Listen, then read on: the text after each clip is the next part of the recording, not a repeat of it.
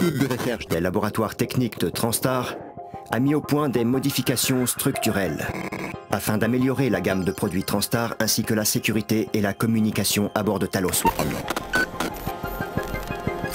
Notre dernière amélioration apportée à l'unité Transcribe, un assistant personnel portable vous offrant discussion vocale, email, navigation à bord de la station et gestion de votre inventaire. Ce dispositif déploie un écran vous permettant de consulter les cartes de la station, vos neuromodes, vos armes et tout autre mode de communication.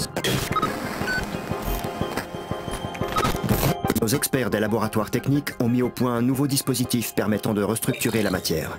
Ce dangereux appareil attire tous les objets dans un périmètre proche et les recycle en fragments de matériaux. Notre équipe teste en ce moment une merveille technologique capable de modifier des champs énergétiques. Après analyse, les sources d'énergie transportées. Nos opérateurs sont des unités robotiques autonomes. Ils procèdent à de nombreuses réparations à bord de Talos One. Pour protéger leurs composants internes fragiles, tous les opérateurs sont désormais dotés d'un petit bouclier protégeant leur système électronique des sources de chaleur. Les circuits endommagés peuvent causer des irrégularités dans le comportement de l'unité. Bien que rares, nous avons déjà observé des cas d'agression perpétrés par des unités endommagées. Celles-ci doivent être détruites immédiatement.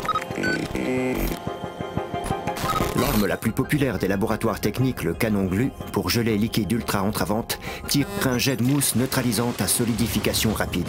Il peut être utilisé afin d'immobiliser des typhoons.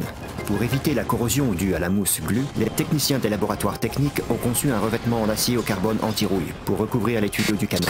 Le leurre à typhoon est un appareil déclenchant une veilleuse psycholumineuse attirant les organismes typhoon. Il peut être lancé ou collé à une surface. Les tests pour déterminer la réaction des typhoons à des stimuli psycholumineux nécessitent des mesures de sécurité poussées. Ceci conclut la présentation de la mise à jour matérielle 2032 pour la station.